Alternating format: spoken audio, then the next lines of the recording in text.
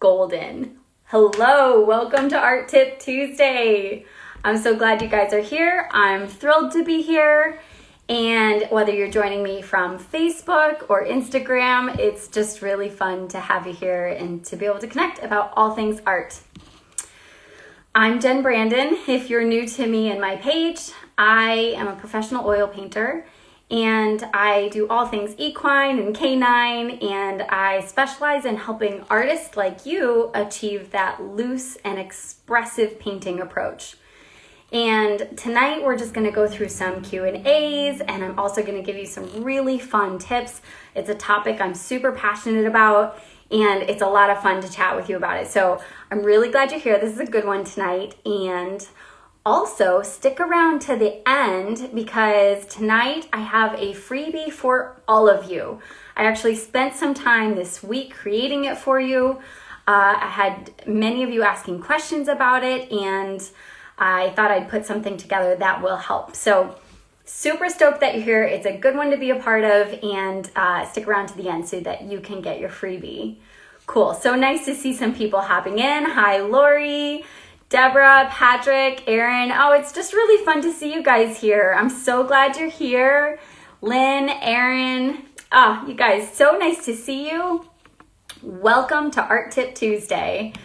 All right, while you guys are jumping in, tell me again, if you're joining me from last week too, tell me where you're tuning in from. Remind me your first names, because sometimes your handles are a little different than your name, especially on Instagram here. So let me know your name and where you're tuning in from.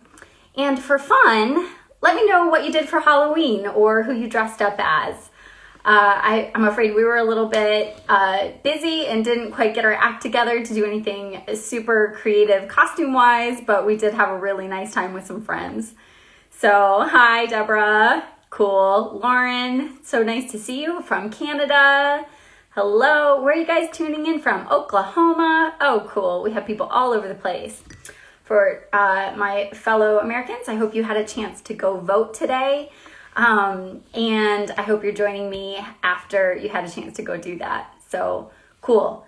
Grab your tea or coffee, whatever your hot beverage preference is, and we're just going to have a fun time chatting tonight about something super fun. All right, so I told you about the freebie that you're going to get at the end. I didn't tell you what it is, but also there's something I want to invite you to. So 2 bonuses at the end for you. You're not going to want to miss it. All right? Hey, from New Jersey, super close, Massachusetts. Love Massachusetts. One of my all-time favorite places to go is in Massachusetts, Rockport, Massachusetts. I just love it there. Many of my sketches are from Rockport, and it's just near and dear to my heart. I miss it. I haven't been able to go lately. Cool. All right. Mary, hey. More Oklahoma, so cool. Montrose, Pennsylvania. Shout out for good old PA and Ohio. Hey, Melissa. Hey, Stacy. I'm really glad you guys are here. You guys are great, man. All right, here's a question for you. Artists, what stops you from sketching on a regular basis? I'm curious. Jot down in the comments. Feel free to always include your name if you'd like so that I know who you are again. I would love to know what stops you from sketching consistently. Is it work, laundry, kids? Are you exhausted? What is it that prevents you from sketching on a regular basis? Life just gets in the way sometimes, right? Of the things that are so important to us. So yeah, jot down, we have laziness. Way to be honest. I love that. Thank you. Pressure to put out, to put out finished pieces. Okay. Patty. Oh, okay. So we have some lazy artists here. That's okay, right? Cool. Oh, and I'm seeing some of your comments too about what you did for Halloween. That's fun. Halloween in Maine. How cool is that? All right. Mary wants to make sketching priority, right? I mean, guys, if you haven't figured it out yet, we are talking about sketching tonight. In fact, I'm going to tell you some great tips on how to create a coffee table worthy sketchbook. All right.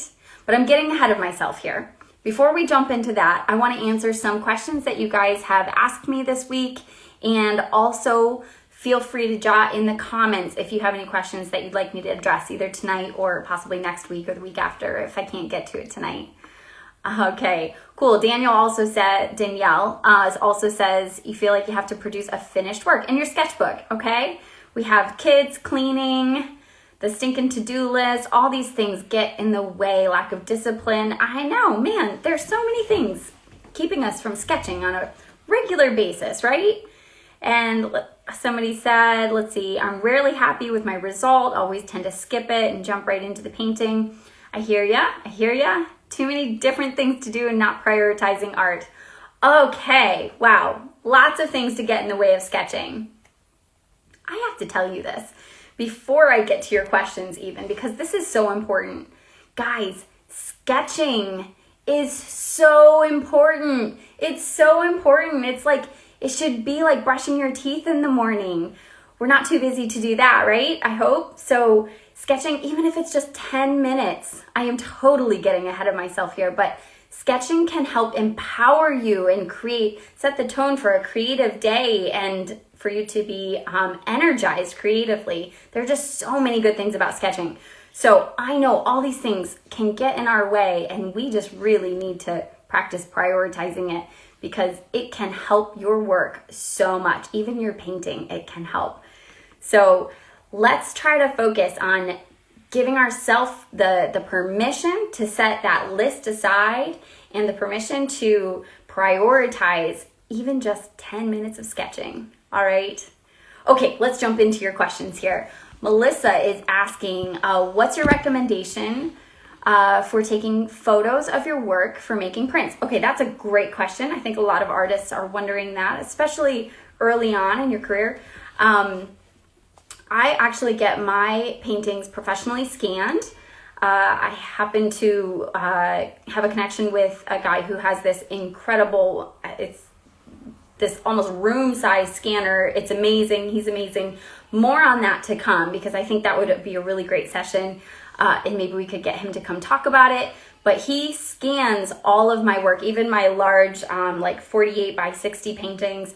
He has a giant scanner to scan those and the outcome is amazing. I have actually struggled before having a giclée print set up next to my original. I had to go touch them to see which one was actually the original. They're that good. But not everybody has access to that or the funding for that right away. So out the gate, if you're taking photos of your work, here's sort of a DIY tip for you. I have noticed that I get the best clarity in my work taking it outside in the sunshine. Now, you can go through the studio lighting and all that, and I'm not really your girl to walk you through all that. I'm not a professional photographer. I'm an amateur artist, amateur photographer. So I wouldn't want to steer you in the wrong way there, but there are great ways in the studio to set up lighting, to have the best lighting possible to take photos of your work. However, I have found that just going outside, make sure you don't have any kind of like dappled lighting on your piece, and sunlight actually draws out the most brilliant colors in your work. So just make sure that your photo is aligned up with your canvas. You don't want any kind of awkward angles at it, and obviously no glare. So that's what I do if I can't get my work scanned. Okay, Chuck asks, what's your recommendation for time-lapse videos? I've never tried it. Cool. Well, Chuck, I recommend trying it. It is really cool to see hours and hours and perhaps days and months of your work all like brought into this, condensed into this tiny little like 60-minute time-lapse video. It speeds up your process and you're able to see the evolution of your painting take place. And it's fun. It's fun to see it that way. Now, I will say, to get a really good time-lapse video, the bummer is your camera has to be kind of right smack in front of your face. So if right now you guys are my canvas, then I usually have like my phone or camera like set up like this and I'm like trying to paint around. It's really kind of goofy. I don't have a better setup for it. I use an armature for my phone and that's how I get my time lapse, just using my iPhone. Let me see if I can pull this into the shot here. Oh. So this is actually the armature that I use, and you can just kind of bend it and shape it how you need it to be. and it has like a long arm to it. So I'll set it up on, not on my easel, but on a different surface and kind of prop it up somewhere in front of my face so that I can still see my piece. These are great questions, you guys. Cool. Feel free to pop in and ask any more questions if you have. Yeah, Melissa, cool. I think that was your question about the taking photos. So yeah, somehow in the sun just really gives a better clarity than in the shade. All right, let's see. Cameron is asking, do you use a high quality camera for reference photos that you take, or do you take them with an iPhone? Also, do you edit your reference photos? Okay, yes, I do both. I have used my high quality camera, and I've also used my iPhone.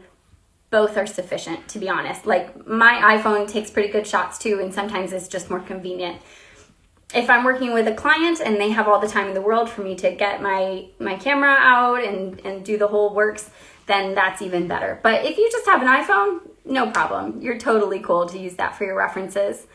Also, to answer your question about do I edit my references, I absolutely do. I edit them quite a bit, and in fact, I have more information. I'm going to dive down deeper into that. I'm actually creating something right now.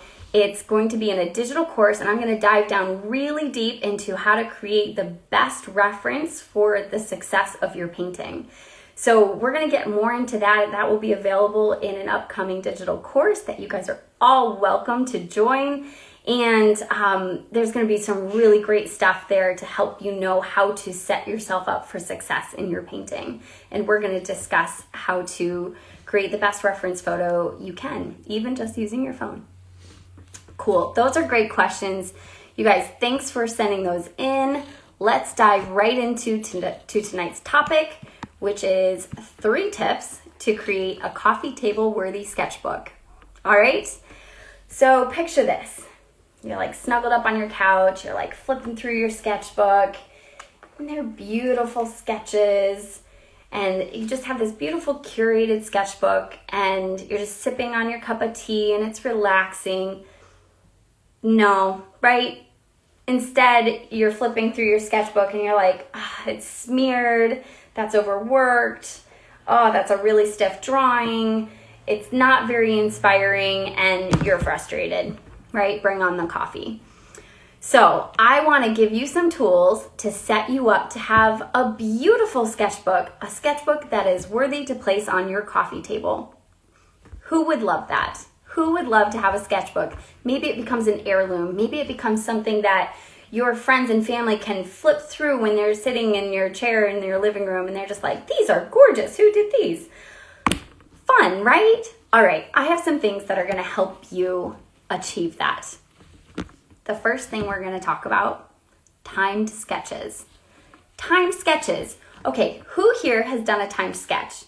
Anybody here that joined me last week in our sketch group? That we tried out a sketch night last week, and it was really fun. And I think some people were introduced to timed sketches for the first time ever. Do we have anybody here who's ever tried a timed sketch? So what do I mean by timed sketches? I like starting out with a 2-minute sketch, even a 1-minute sketch, multiple sketches at that short time, and the image just passes by. So you don't even have the choice to keep sketching and make it labored. Mary, I know you were there. That's awesome. Cool. Melissa, Ginny, you guys were all there. Yes. Okay. So have you guys done timed sketches before, or was that a little bit new for you? I'm super curious. Happy Dog Artwork. Yes. Cool. We have some shirts. Yes. You guys are with me on the timed sketches. Well, interestingly enough, so last week, my husband actually asked me a really great question. He's like, well, why don't you start with the long sketches and work your way backwards to the quick sketches? And I had just never thought of that before, why somebody would even wonder about that. We get in the habit of just kind of knowing the process and forgetting that some people might consider a different way. So here is my answer to that. You wouldn't run a marathon and then stretch. You would stretch first, right? If you're about to play your musical instrument, you're going to do your scales first, your warm-up. So that's what the timed sketches do. And those short timed sketches give you the opportunity to kind of get out that angst, get out that perfectionist in you, And it's really just a practicing mechanism so that you can create quick sketches and try to train your eye very specifically, very quickly. This is what I'm trying to convey, and I have like 60 seconds to do it. It has to be like really quick. We are not getting into the weeds of detail here. So that's why we start with these short, quick time sketches. It's to loosen up, it's to get ourselves out of our own heads and to focus on what is most important. Yeah, cool. So I recommend doing 2-minute sketches, graduate to 3-minute sketches, 5, and then maybe even a couple of 10-minute sketches, but really work on those short time sketches because it's going to help you loosen up. And my direction for you on this is to try to achieve the gesture. And you may even zero in a little bit on a specific area, but do not focus on detail. That is not the point here.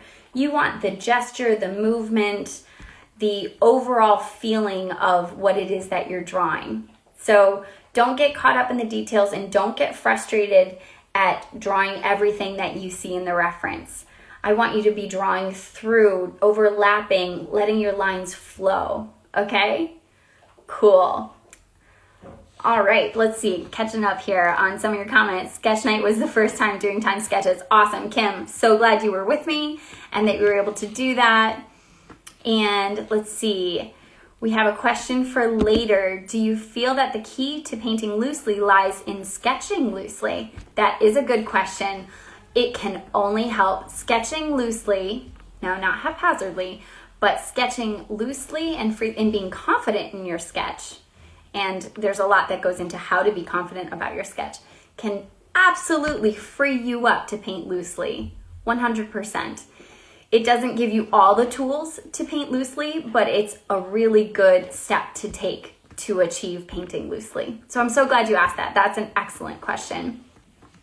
What do you prefer? Let's see, Lori's asking, what do you prefer to sketch with? Pencil, charcoal, etc.? Okay, that's a really good question. We're gonna get to that. And also stay tuned to the end because you're gonna actually get a checklist of all of my favorite sketch materials. Okay, so stay tuned for that. Really great question, Lori. Thank you for asking that. And I don't know if you can hear my dog chewing over here. Tucker, buddy. He's like chewing so loud, you can probably hear him. That's okay. He's my studio buddy. All right, number 2, we are talking about variety. So I want you to include all kinds of variety into your sketchbook. We're talking variety of subject matter, variety of how finished it is, variety of mediums. We're going to talk more about that next. And also a variety of white space and how you incorporate it into your work. All right, so each page can have a different amount of white space and it just makes for a really beautiful page turner. Also, you want a variety of page styles. So you can incorporate text, make it personal. Where were you when you were sketching that? What was going on? Was it a calm morning? Was it a rainy day? Were you in one of your favorite places? Was it just a rough sketch to get in real quick so that you could check off morning sketches? Whatever it is, jot that down. And it's really great anytime you can date your work because you can go back in years to come, you can go back and see the progress you've made. And maybe you had like a super inspirational time that you're like, oh, I gotta go claim that again. You can always go back in that sketchbook and find what was going on in your life and the date and see what was working for you creatively. Cool. Okay, so I want to show you what I mean by variety. So this is one of my favorite sketchbooks, and the actual book itself, it's a leather-bound sketchbook, Monsieur notebook. I love this. I talked about it last week a little bit. Really beautiful pages. Let's see here if I can show both Facebook and Instagram at the same time.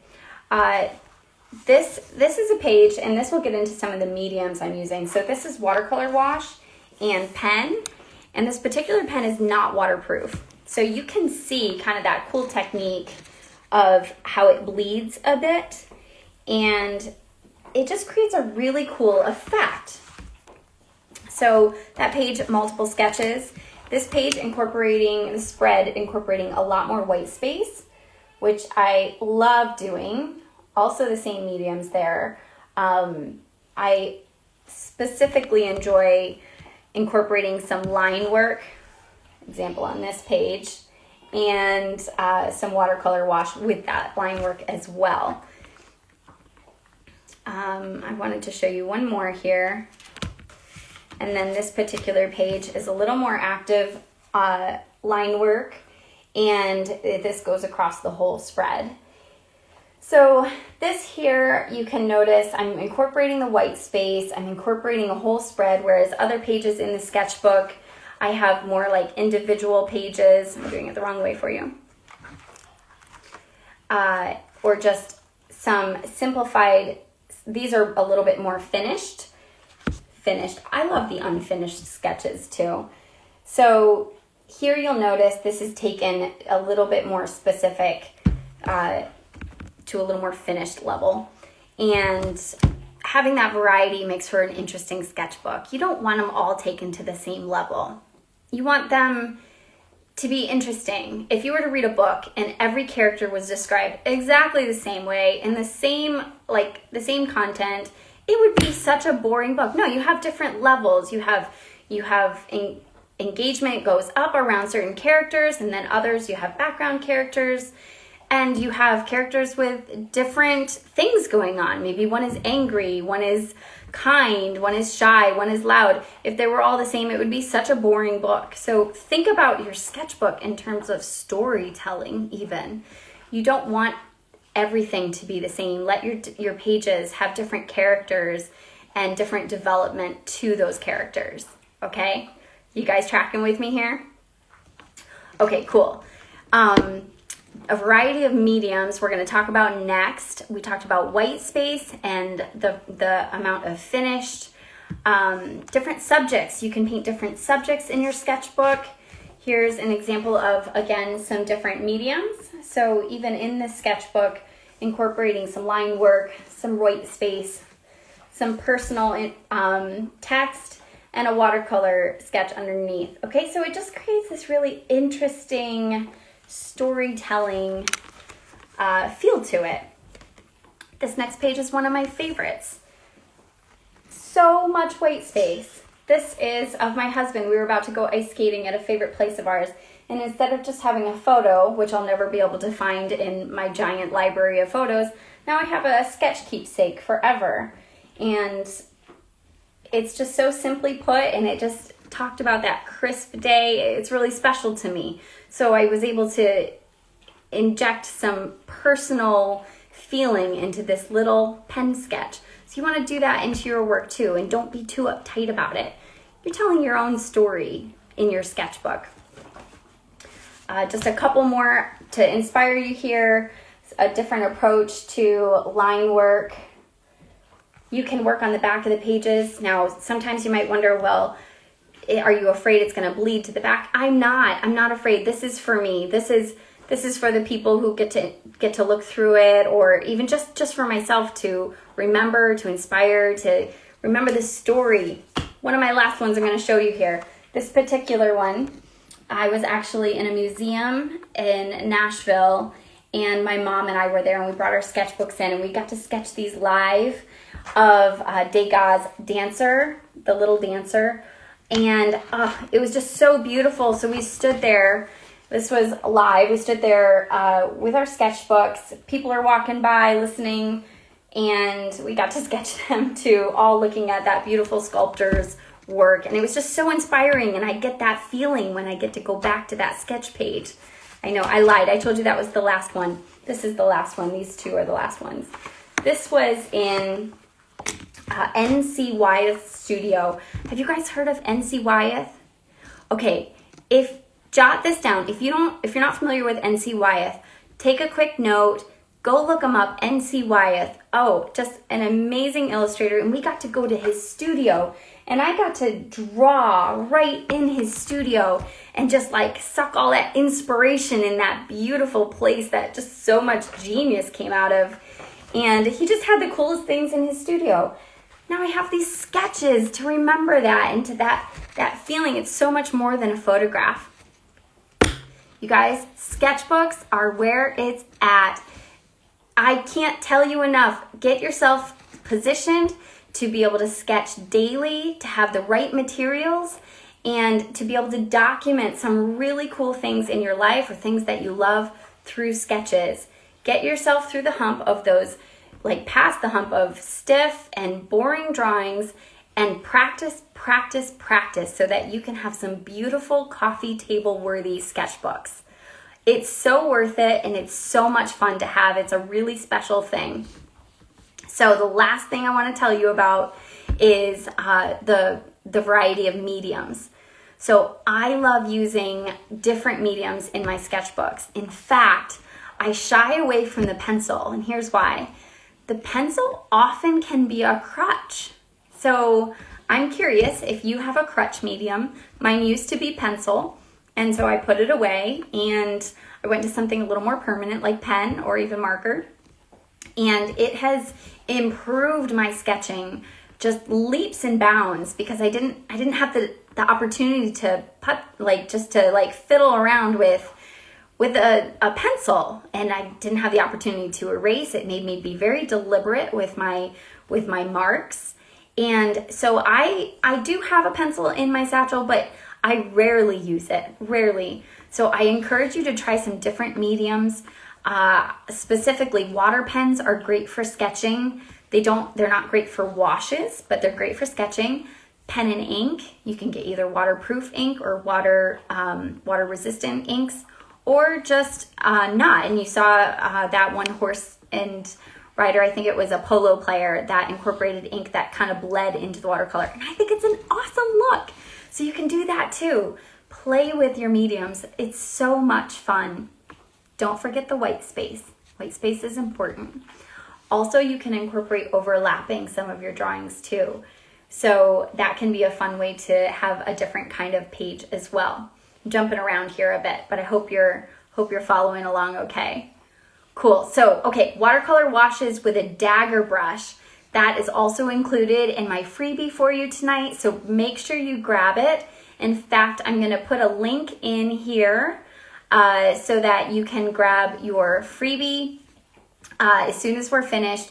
Go grab that, and it's a checklist of all of my favorite sketch materials. And there are links included as well. So you can just click on the links and buy it and get yourself set up to be inspired. Okay? So water pens, pen and ink, watercolor washes using a dagger brush. Those are all things that I love to incorporate in my pages of my sketchbook. Cool. So what are your crutch mediums, do you think? What do you get hung up on? Anybody else get kind of stuck with pencil where you feel like it ends up overworked or stiff or smeared? Super curious what you guys tend to work with and what you might struggle with in your sketchbook. Cool. Lori says, this makes so much sense. I get heavy-handed and erase so much with pencils. Yes. Honestly, I cannot remember the last time I erased in my sketchbook because of the materials I'm using.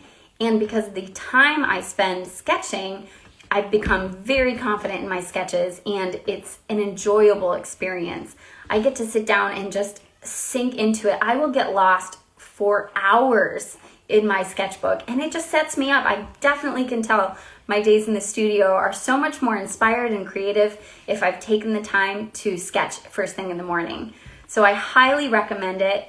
Whether you're a hobby artist or a career artist, it is a great habit to get in. Even if all you have is 10 minutes, I recommend getting up 10 minutes earlier and starting your days off with a morning sketch.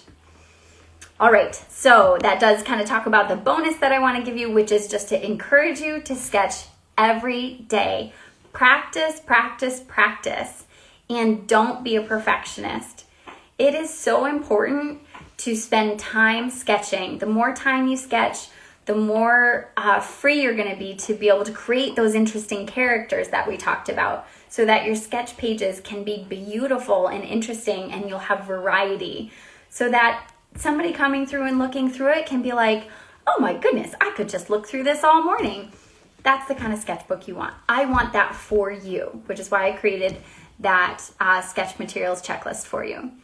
So let me see if that comment came up so that you can grab it. If for some reason it's not coming up here in the live video, I will post it immediately afterwards.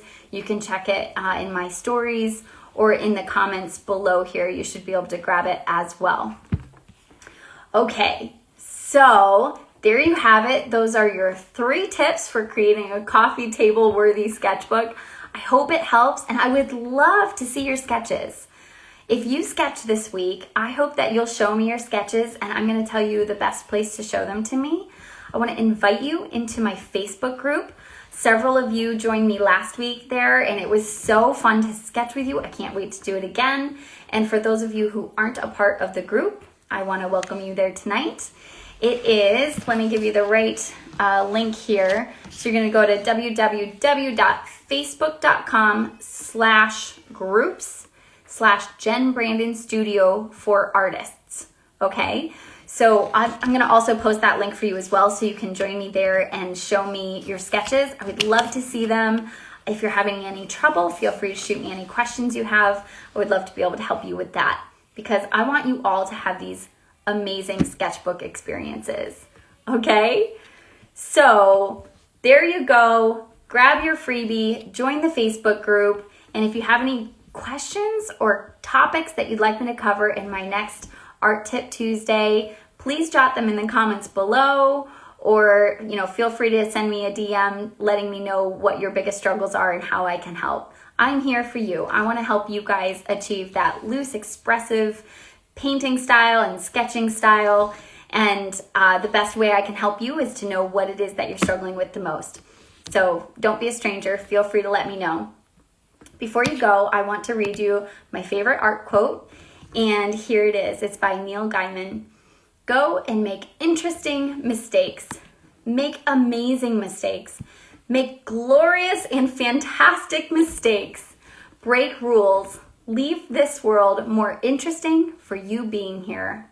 Make good art. All right, thank you guys for joining me. It's been a pleasure talking to you tonight for this Art Tip Tuesday. I'll see you guys next week. Bye.